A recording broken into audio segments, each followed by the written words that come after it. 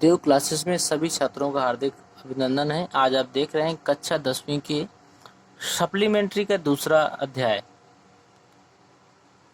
The judgement seat of Vikramaditya. इस video में आप दूसरा पार्ट देखेंगे। अगर आपको वीडियो पसंद आए तो एक लाइक और सब्सक्राइब जरूर करिए और अपना एक अच्छा सा कमेंट जरूर लिखिए। इसके 6 पैराग्राफ हो चुके तो हम 6 को छोड़ देते हैं और 7वें से हम देखेंगे।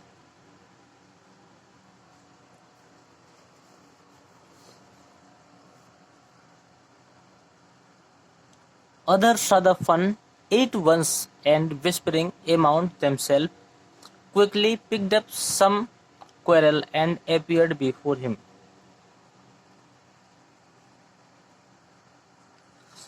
अदर्शा का मतलब दूसरे ने देखा, या फिर ऐसा कर सकते हैं दूसरे लड़कों ने इसे मजाक के रूप में समझ लिया।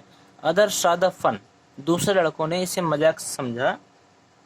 Eight once and whispering among themselves,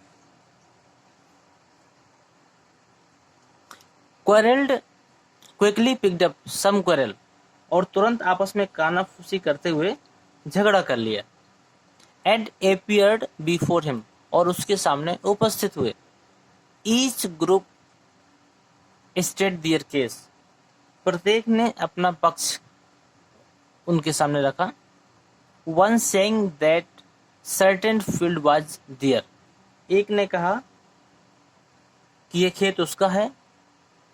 another, और दूसरे ने क्या कहा, दूसरे ने कहा that it was not, and so on, दूसरे ने कहा कि ये खेत उसका नहीं है। इस तरह के उन्होंने केस रखे। they all wanted him to settle the dispute, वे सभी लोग चाहते थे कि उनके झगड़ों का निपटारा उनके द्वारा किया जाए। ध्यान दीजिएगा फिर से इसी पैराग्राफ को। अदर सादा फन, दूसरे बच्चों ने सोचा कि ये मजाक है, या फिर ऐसा भी कह सकते हैं दूसरे बच्चों ने इसे मजाक को शीघ्रता से समझते हुए whispering among themselves quickly picked up some quarrel and appeared before him, मजाक को समझते हुए आपस में कानाफूसी की और तुरंत झगड़ा किया और तुरंत उनके सामने उपस्थित हो गए। Each group stated their case, प्रत्येक ग्रुप के बच्चों ने अपना केस रखा। One saying that, एक ने कहा a certain field was there, कि ये जो खेत है वह उनका है, जबकि दूसरे ने क्या कहा, it was not, and so on, ये खेत उसका नहीं है। They all wanted to settle the dispute, और ये सभी लोग चाहते थे कि उनके झगड़ों का निपटारा हो जाए। बट नाउ, किंतु अब क्या हुआ, ऑल ऑफ सडन, अचानक एक विचित्र बात हुई। A strange thing made itself felt, अचानक एक विचित्र बात का अनुभव हुआ, या फिर आप इसको कह सकते हैं अचानक उन लड़कों ने देखा कि एक विचित्र बात उस लड़के के साथ हुई। द बॉय, एक लड़का, हु अपीयर्ड सो कॉमन, एक लड़का जो बहुत ही साधारण था। बिफोर माने पहले, he set down on the mount, उस टीले में बैठने के पहले जो लड़का बहुत ही कॉमन किस्म का था, बहुत ही साधारण था। लुक्ड सो डिफरेंट नाउ, वह अब बहुत ही अलग किस्म का दिखने लगा। He had become grave and serious, वह अब बहुत ही गंभीर हो गया था और शांत हो गया था। एंड हिज टोन, और उसकी जो लैंग्वेज थी, टोन का मतलब जो बातचीत करने का तरीका होता है उससे है।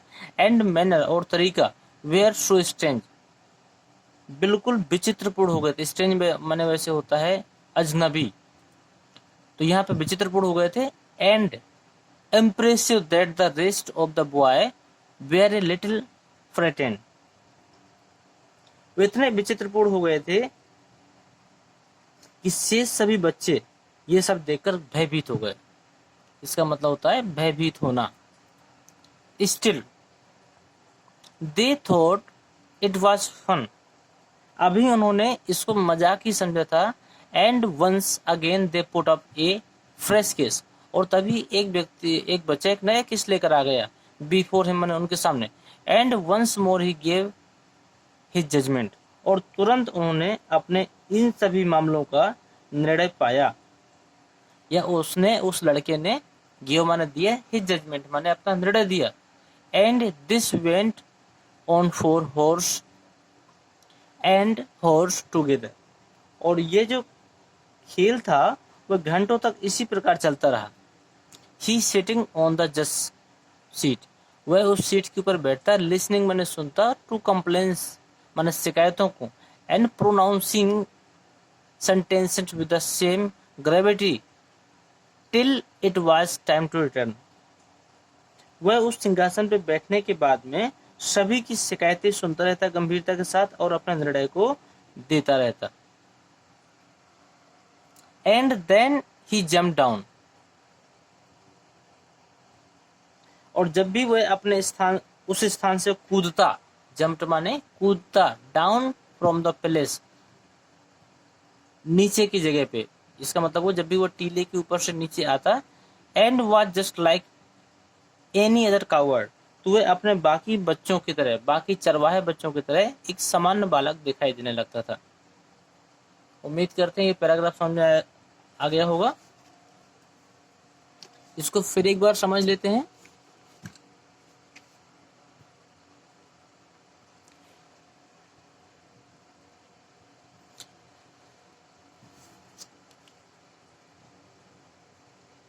इस पैराग्राफ का मतलब है कि जब भी वो चारवाहा लड़का उस टीले के ऊपर बैठता था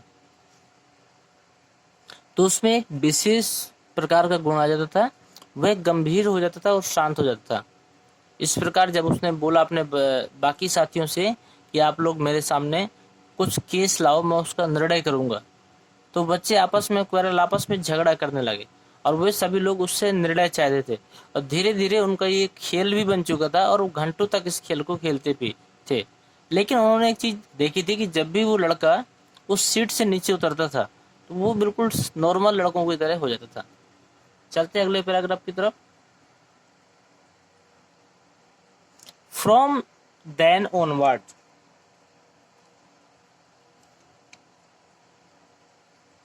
he famous did the coward become that all the complicated dispute were put before him। इस घटना के बाद में जब वो चारवाहा लड़का इतना प्रसिद्ध हो गया कि गंभीर से गंभीर विवाद भी उसके सामने रखे जाने लगे। And always the same thing happened, और हमेशा एक ही बात घटित होती थी, the spirit of knowledge and justice would come to him, कि उसके पास जो स्पिरिट, प्रेरणा जो आती थी, नॉलेज एंड जस्टिस, ज्ञान की और न्याय की, would come to him and would show them the truth. जब भी उसमें ज्ञान और न्याय की आत्मा आती थी तो वह एक न्याय पूर्वक और विवेक पूर्वक न्याय कर दिया करता था।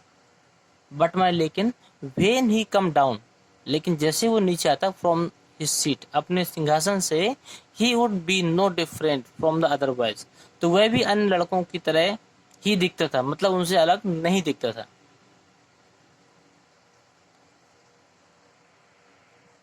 Gradually this news spread, spread मतलब फैलना, through out the country side, धीरे धीरे ये जो खबर थी वो चारों ओर फैलने लगी। Grown up man and women from all the village would become their dispute in the court of the coward boy, and always they received a judgment that both sides understood and so went away satisfied। ध्यान दीजिएगा, village माने होता है गांव, bring माने होता है लाना, कोर्ट माने होता है उसका जज का जो न्यायकर्ता की जो जगह होती है उसको कोर्ट बोलते हैं। कावर्ड का मतलब जो चारवाहा बच्चे थे उसके लिए है।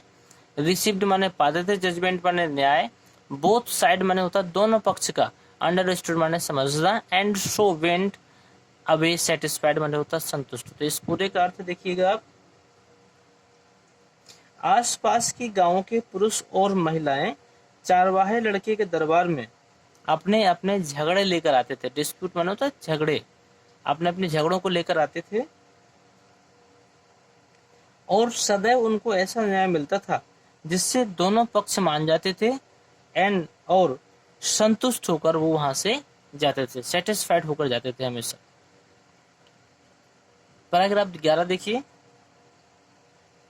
नाउ द किंग, अब राजा ने who lived for away from Ujjain, जो कि उज्जैन से बहुत दूर रहता था, हियर्ड दिस स्टोरी, उसने इस कहानी को सुना, वेल माने अच्छा, ही सेड, उसने ये कहा, the boy must have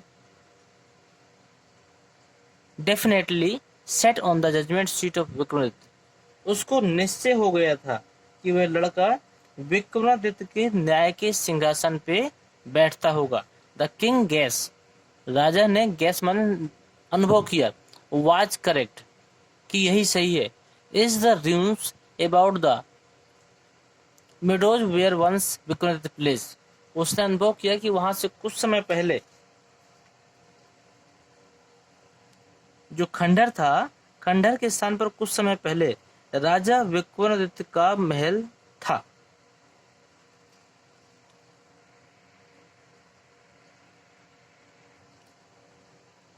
if माने यदि, जस्ट सिटिंग, यदि बैठने पर, the mount brings wisdom and justice, यदि बैठने पर बुद्धिमानी और दृढ़ आ जाता है, टू द शेफर्ड बॉय माने चारवाहे लड़के पर, उसने सोचा कि यदि सिर्फ बैठने पर बुद्धिमानी और न्याय मिल जाता है, ही थॉट, उसने सोचा, let us dig deep and find the judgement seat, तो मैं उसकी गहरी खुदाई करवा कर उस न्याय के सिंहासन को प्राप्त करूंगा। आई माने मैं, टू माने भी, सेल सिट ऑन इट, और मैं भी इस पर बैठूंगा, and here all the cases, और सभी मामलों को सुनूंगा। देन माने तब, द स्पिरिट ऑफ विक्रमादित्य, तब विक्रमादित्य की जो स्पिरिट माने भावना होती है, विल डिसेंड अपॉन मी, वो मेरे ऊपर आ जाएगी, and I shall always be the जज किंग। फिर देखिएगा इसी को, then the spirit of Vikramaditya will descend upon me, as well and I shall always be just king, और इस प्रकार मैं भी, या मैं विक्रमादित्य की सिंहासन पर बैठने के बाद में विक्रमादित्य की आत्मा मेरे शरीर में आ जाएगी, और मैं भी एक न्यायप्रिय राजा बन जाऊंगा। सो माने इस प्रकार, with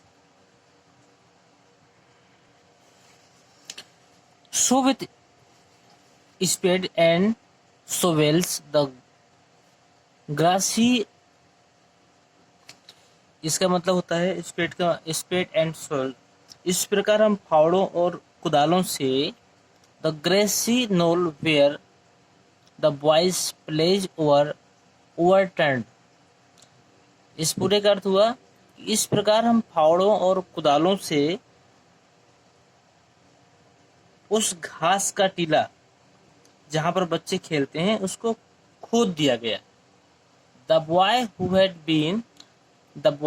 had been the self made जज वाज सारूफुल, इस प्रकार वह लड़का जो स्वयं न्यायकर्ता बन गया था, या ऐसा कह सकते हैं कि वह लड़का जो स्वयं जज बन गया था, वाज सारूफुल, वह बहुत दुखी हुआ। ही फेल्ट, उसने महसूस किया, दैट समथिंग, कि कोई very dear to him was being taken away, कि उससे कोई अत्यंत प्रिय वस्तु उससे छीनी जा रही है। फिर देखिएगा, so with spade and shovels the grassy knoll where the boy played was overturned, अतः फावड़ों और कुदालों के द्वारा उस घास के टीले को खोद दिया गया जहां पर वो बच्चे खेलते थे। प्लेड विथ ओवरटर्न्ड का मतलब जहां वो बच्चे खेलते थे। The boy who had been the self made जज वाज सारूफुल, वह लड़का बहुत दुखी हुआ जो उस टीले में बैठकर अपने आप को जज महसूस किया करता था। He felt something where dear to him was being taken away, उसे ऐसा महसूस हुआ जैसे अत्यंत प्रिय वस्तु उससे छीनकर ले जा रहे हों।